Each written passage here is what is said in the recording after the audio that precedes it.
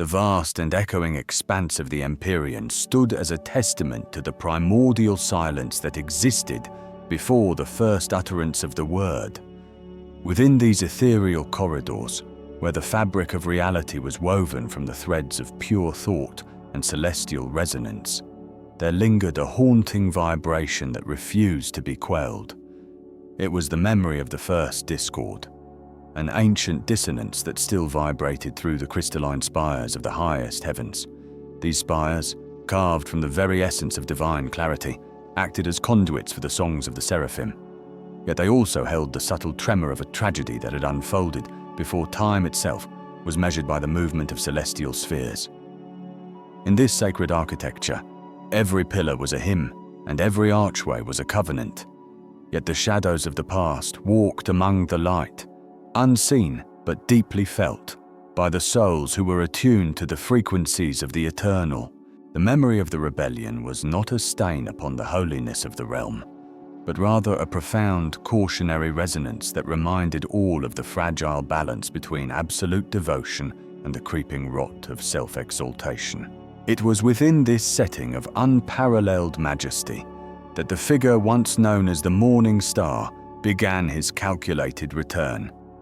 Lucifer, the bearer of a light so blinding it once rivaled the central sun of the Godhead, had allowed his essence to be consumed by a singular, devouring thought. He believed that the glory he carried was not a gift to be reflected, but a property to be owned. His mind, once a mirror for the infinite, had become a hall of mirrors reflecting only his own perceived divinity. This ancient architect of shadows sought to reclaim what he considered his lost throne, viewing his exile not as a consequence of his betrayal, but as a temporary displacement of the rightful heir. His path was paved with the cold stones of deceit, for he knew that the gates of the highest heavens would never open to the naked darkness he had become. Thus, he began the process of weaving a false radiance, a shimmering veil of artificial sanctity, designed to mimic the holy frequencies of the unfallen ones. He labored in the voids between the worlds, gathering the remnants of discarded light and twisting them into a garment of deceptive beauty that could withstand the scrutiny of the lesser angels. The audacity of the fallen star was a phenomenon of cosmic proportions, representing a spiritual sickness so deep that it attempted to overwrite the very laws of celestial gravity. He approached the celestial gates, those towering portals of living diamond that stood at the threshold of the unapproachable light, with a heart that was a churning abyss of pride. Each step he took resonated with a subtle corruption, a frequency of entitlement that sought to demand entry based on the memory of his former standing. He believed that his inherent right to the throne was woven into the very DNA of the cosmos, forgetting that his existence was but a breath of the Creator.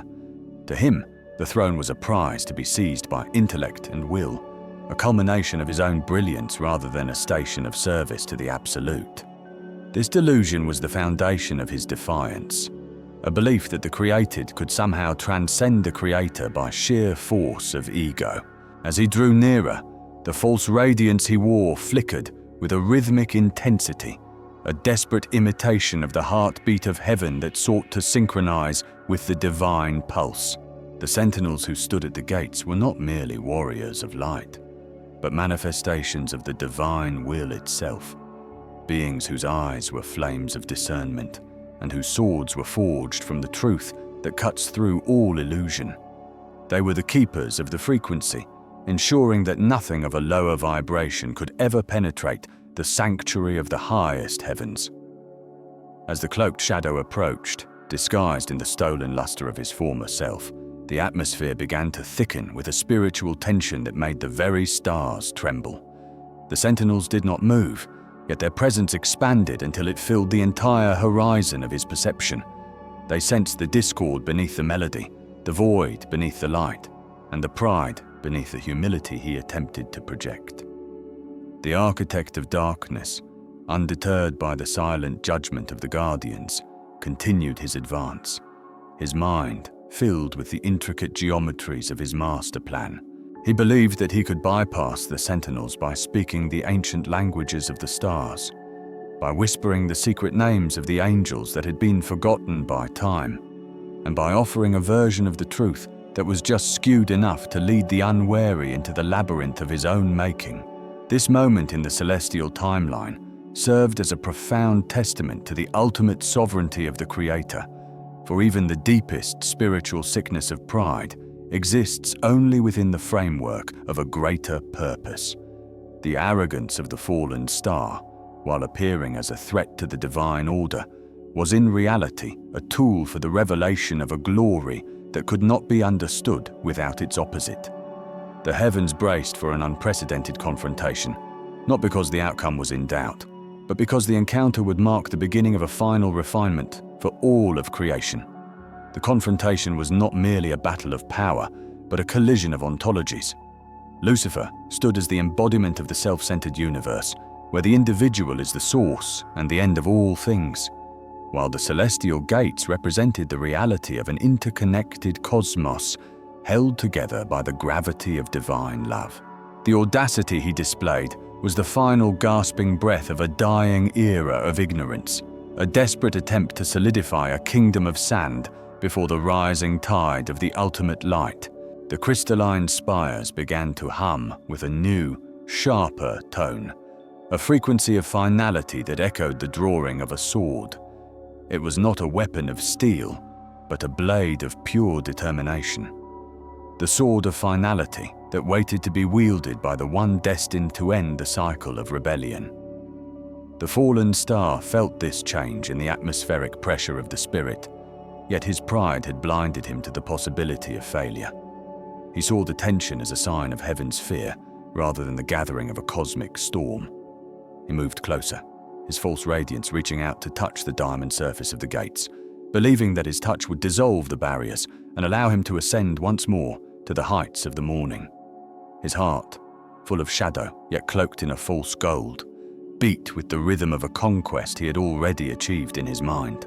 He was the architect of his own delusion, a master of 1,000 lies who had finally fallen victim to the greatest lie of all, the belief that darkness could ever truly conquer the source of all light. In this sacred narrative, the chosen ones are called to observe the mechanics of this celestial defiance, for the same patterns of pride and deception play out within the microcosm of the human soul.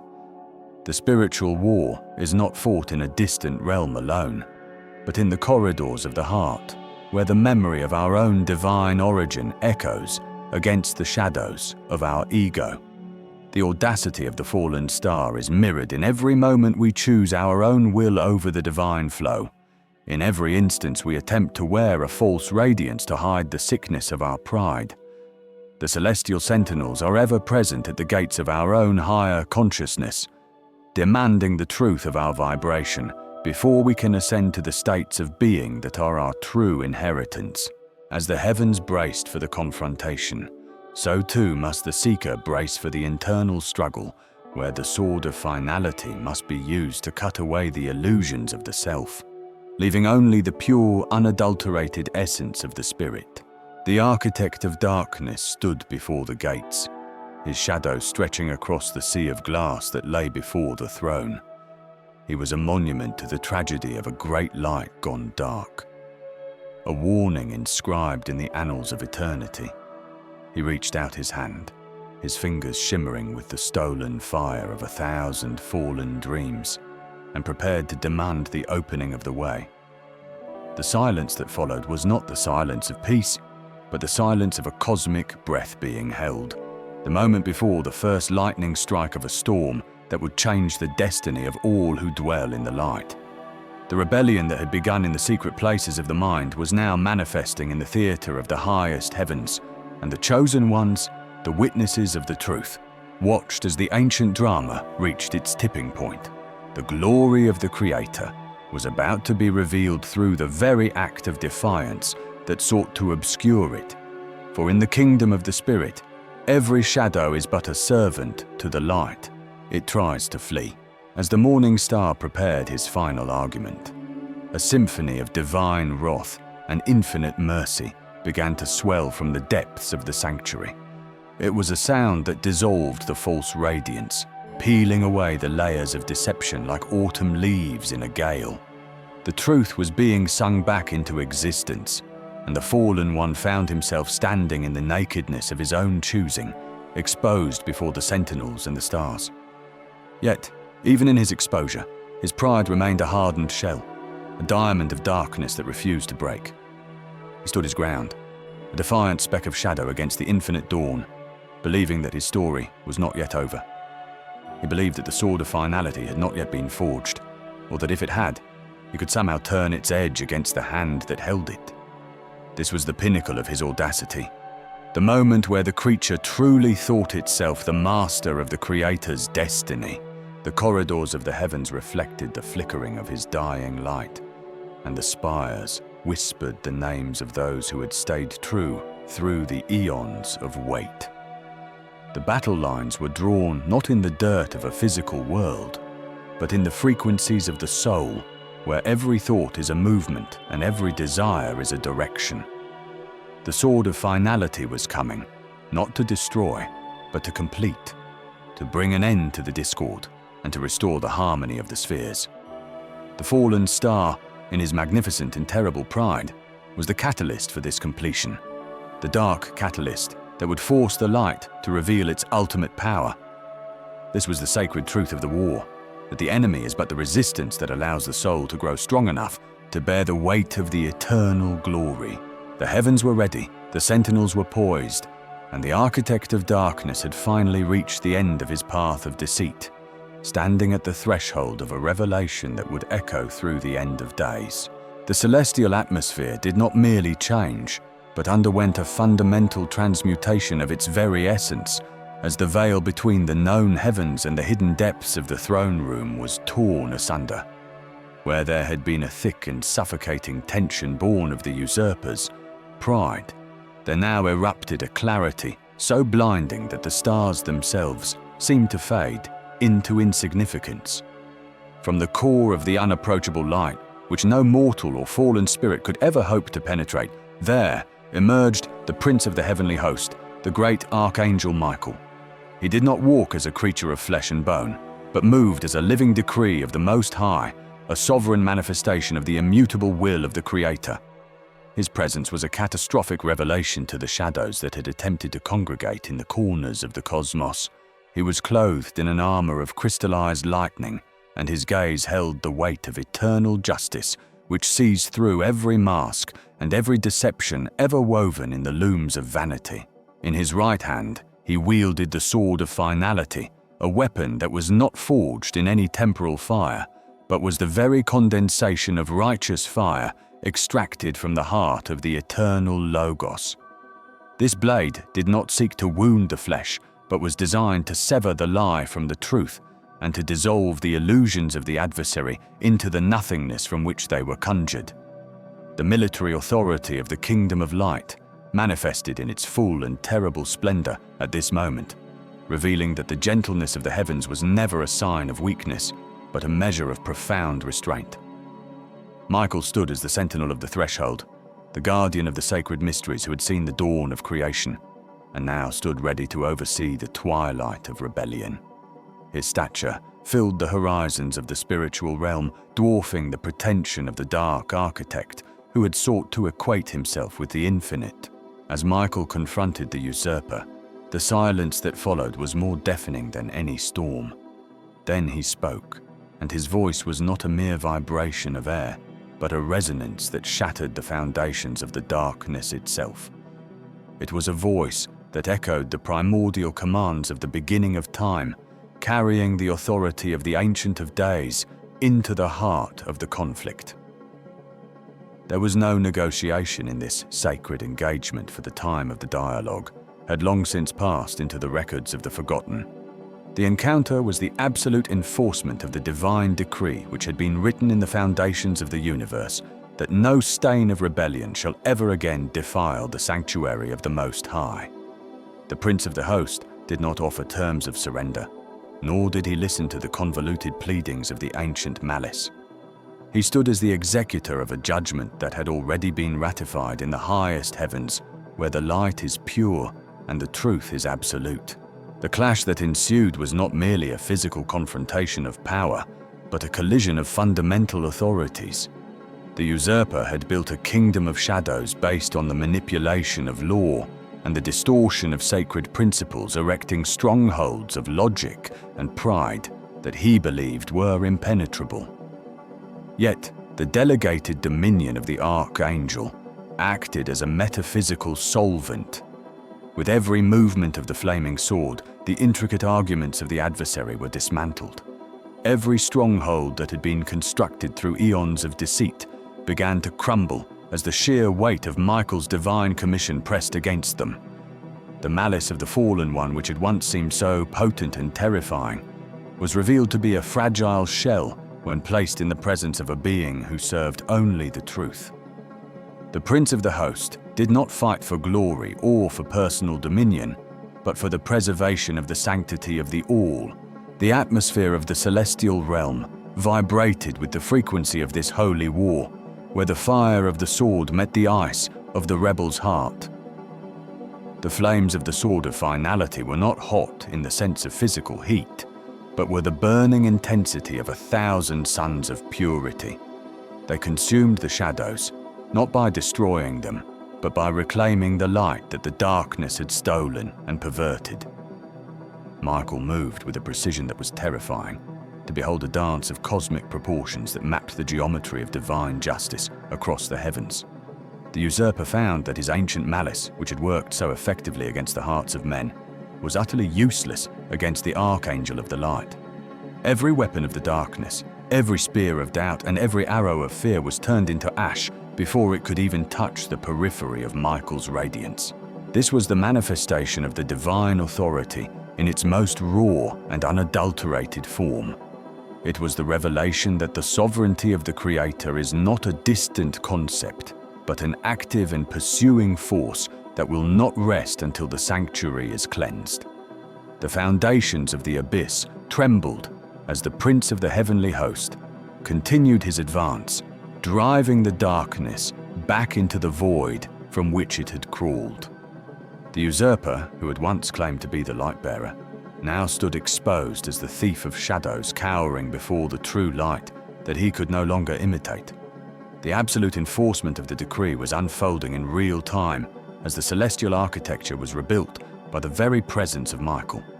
The geometry of the heavens, which had been distorted by the rebellion, was being snapped back into its original and perfect alignment. As the sword of finality descended, it carved a path through the layered delusions of the enemy. There was no argument that could withstand the silent scream of the divine fire. The usurper's ancient malice, which had been refined over millennia, was proven to be nothing more than a desperate attempt to avoid the inevitable. The delegated dominion of the archangel was a crushing weight that stripped the fallen one of his stolen titles and his hollow crowns. This was the moment of reckoning where the chosen ones who watched from the veil of the material world could feel the tremors of the victory being won in the heights. The spiritual warfare was reaching its zenith, and the manifestation of divine authority was the signal that the end of the old order was at hand. The sanctuary of the Most High was being reclaimed, and the fire of the sword was the beacon of a new and eternal dawn. The Prince Michael stood as the bridge between the unapproachable light and the theater of battle, ensuring that the glory of the Father was channeled into the specific destruction of the works of the devil. Every stroke of the blade was a verse of a sacred poem of restoration. Every word spoken was a decree of liberation for those who had been held captive by the usurper's lies. The foundations of the darkness were not just shaken, they were being unmade as if they had never existed. The holy engagement was the final proof that the light does not merely overcome the darkness, but it inherently defines the limits of the darkness's existence.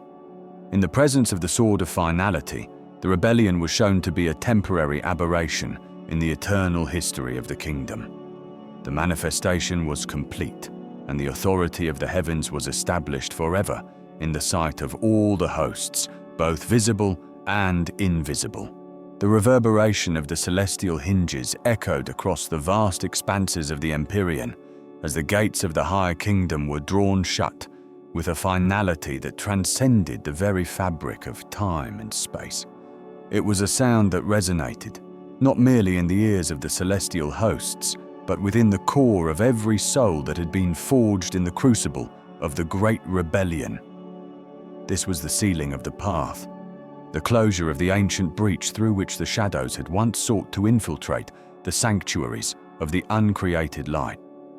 The finality of the expulsion was marked by this thunderous decree of silence, a sound that signaled the end of the long night and the commencement of an eternal morning, as the great portals of sapphire and gold swung into their final positions. They were infused with the weight of an eternal covenant, a promise of protection that was etched into the very foundations of the cosmos. This was not merely a physical barrier, but a spiritual declaration that the sanctity of the heavens would henceforth be preserved against all manner of corruption. The sound of the gates being sealed was the sound of a universe being set right, a cosmic reconciliation that established the boundaries of the holy from the profane with a precision that only the architect of the stars could command. In this moment of divine closure, the echoes of the former war were drowned out by the harmony of a new order, an order that recognized the absolute sovereignty of the Eternal One over all that is, was, and ever shall be.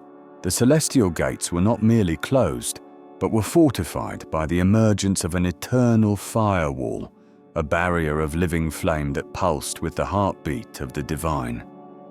This firewall was the manifestation of the protective covenant, a roaring sea of light that separated the kingdom of the redeemed from the desolation of the fallen. It was an impenetrable weave of solar fire and crystalline purity, ensuring that the sanctuary of heaven remains forever unreachable to the forces of the night. No shadow could approach this boundary without being consumed by the sheer intensity of its truth, and no spirit of malice could hope to find a crack in its luminous surface. The firewall of heaven was designed as a living entity, an extension of the divine will that actively repelled every vestige of the ancient darkness. It stood as a testament to the fact that the light does not merely exist alongside the darkness, but inherently possesses the authority to define the limits of the dark's existence. This barrier was the final answer to the whispers of the tempter, a wall of fire that spoke of an absolute security that can never be breached by the machinations of the defeated adversary. As the firewall blazed with a brilliance that blinded the eyes of the unworthy, every invisible chain that had been meticulously forged by the fallen one began to disintegrate into nothingness. These chains, which had for eons bound the spirits of the weary and the hearts of the seekers, were shattered into a dust that was scattered to the winds of the void. The power of the ancient adversary, once thought to be an unbreakable yoke upon the neck of humanity, was revealed to be a mere illusion in the presence of the absolute light. The shattering of these chains was not a gradual process, but an instantaneous liberation, a release that allowed the chosen ones to stand upright for the first time in their ancestral memory. Every link of fear, every shackle of doubt, and every bond of ancestral weight was dissolved by the heat of the celestial victory. The liberation was total, reaching into the deepest caverns of the human spirit and cleansing the very essence of the soul from the residue of the fall. The dust of these broken chains served as a reminder that the authority of the shadow was a temporary aberration, a fleeting cloud that had been dispersed by the rising of the true sun. In the wake of this liberation, the authority of the chosen was established with a weight of glory that surpassed the understanding of the mortal mind. They were no longer wanderers in the wilderness or captives in a foreign land, but regents of the eternal kingdom, walking in the full realization of their divine heritage. This authority was not granted through merit or through the works of the flesh, but was bestowed through the total victory of the sword of Michael. The archangel Michael, whose name is a question that challenges the pride of the usurper, had wielded the sword of finality to carve a path through the chaos, and in that path, the chosen ones found their rightful place. Their authority was a reflection of the victory that had been won in the highest heavens, a mandate to govern the new creation with a spirit of wisdom and power. They walked with the stride of those who know that the earth beneath their feet and the stars above their heads are part of a singular dominion, a dominion that is ruled by the principles of justice and love. The establishment of their authority was the fulfillment of the ancient prophecies, the moment when the sons and daughters of light stepped into the role that had been prepared for them since the foundations of the world. This absolute triumph declares to all the hierarchies of existence that the sickness of the world shall not lead to death, but to the restoration of the divine order. The suffering that had characterized the long ages of the rebellion was revealed to be a refining fire, a process of purification that prepared the chosen for the weight of the glory that was to come. The wounds of the past were not marks of defeat, but scars of a victory that had been forged in the heat of spiritual warfare. The restoration was not a mere return to a former state, but an elevation to a higher plane of being, where the original design of the Creator was brought to its ultimate fruition. In this restored order, the chosen ones walk in the shadowless light of the morning, a light that does not cast a darkness, because it emanates from the very source of all existence. There is no longer any hidden corner for the darkness to reside, no crevice where the shadows can linger, for the light is all-encompassing and all-penetrating. The morning that has dawned is an eternal morning, a day that knows no evening and a sun that knows no setting. The darkness that had once threatened to consume the soul of the cosmos has been cast down forever, relegated to the annals of a forgotten history. It is a defeated foe, a memory that has lost its power to haunt the hearts of the redeemed. The kingdom of God stands now as a fortress of fire, a stronghold of such immense power and holiness that no fallen spirit can ever hope to breach its walls again. This fortress is not built of cold stone, but of the living heat of the divine presence, a fire that both protects and purifies.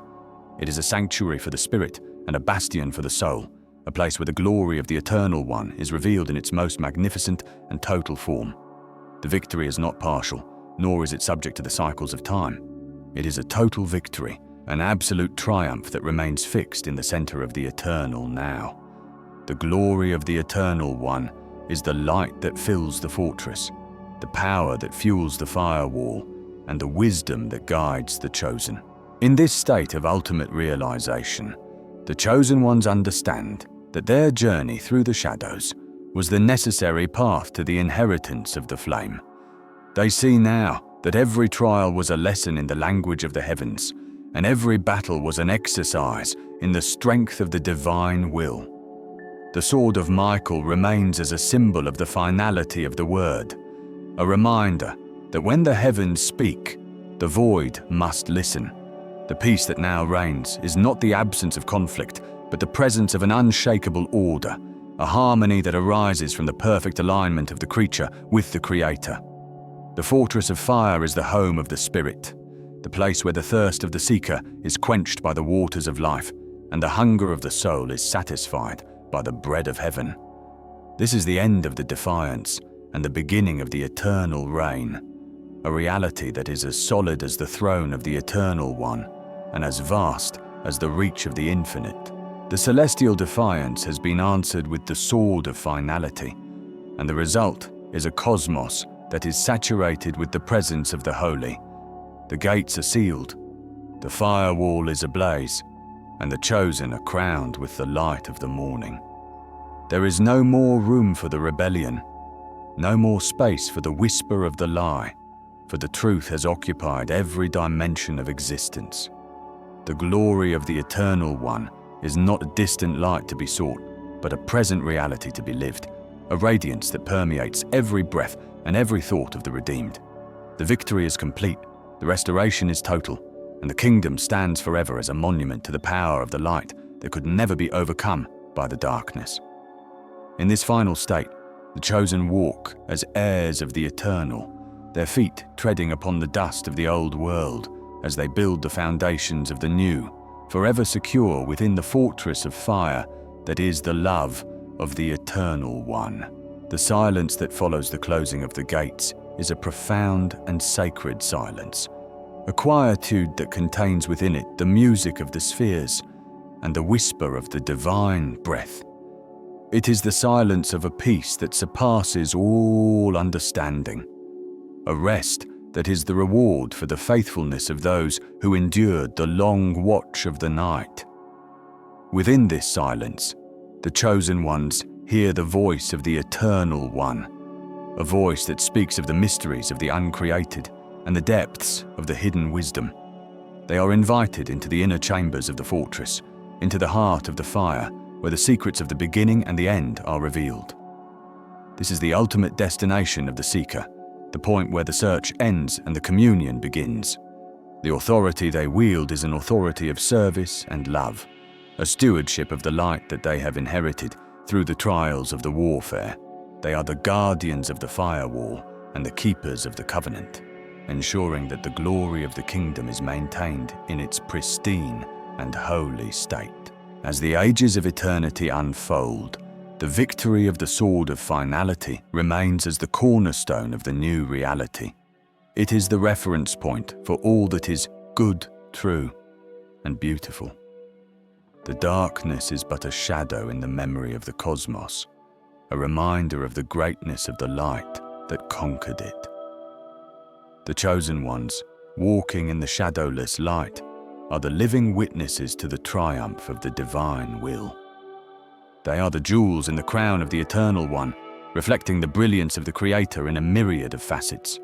The fortress of fire continues to expand, its walls encompassing more and more of the redeemed creation, until all things are brought into the unity of the One. This is the fulfillment of the divine plan, the realization of the eternal purpose that was hidden before the worlds were made. The glory of the Eternal One is revealed in its fullness, and the victory is celebrated by all the hosts of heaven, a song of praise that will never end, for the light has won, and the darkness is no more. The finality of this moment is etched into the stars themselves, as if the heavens have written a new testament across the firmament. Every constellation now tells the story of the great restoration, and every planet orbits in a dance of obedience to the law of the light.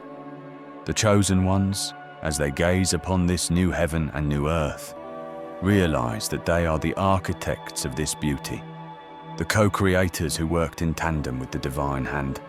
Their hands, once heavy with the weight of the struggle, are now light with the touch of the eternal. Their eyes, once dimmed by the tears of the world, now see with the clarity of the celestial vision. They understand that the sickness of the world was a temporary veil, a shroud that has been lifted to reveal the true face of existence. The restoration is not just for the spirit, but for the very essence of matter, as the entire creation groans no longer, but sings in the liberty of the glory of the children of God. The fortress of fire is not a place of exclusion, but a beacon of inclusion for all who choose the light. Its gates, though sealed against the darkness, are open to the light that seeks to enter. The fire is a welcoming warmth for the holy and a consuming flame for the profane. It is the dual nature of the divine presence, a mercy that saves and a justice that purifies. The chosen ones are the heralds of this dual nature, representing the balance of the eternal scales. They walk the corridors of the fortress with the dignity of those who have seen the face of God and lived. Their presence is a comfort to the weary and a terror to the remnants of the shadows. They are the living embodiment of the victory of Michael, the physical manifestation of the celestial defiance that said no to the darkness and yes to the light. In them, the glory of the Eternal One finds its perfect expression, a testimony to the power of the soul to rise above the depths of the abyss and reach the heights of the empyrean. The eternal covenant of protection is a bond that can never be broken, a tether that connects the heart of the chosen to the heart of the Creator.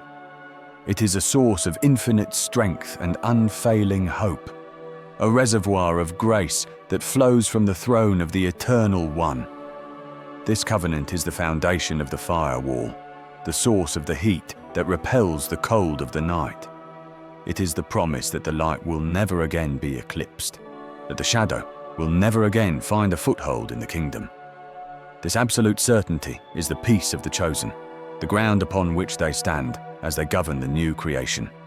They are the stewards of this peace, the protectors of the sanctuary, and the celebrants of the eternal victory. The sword of finality has done its work.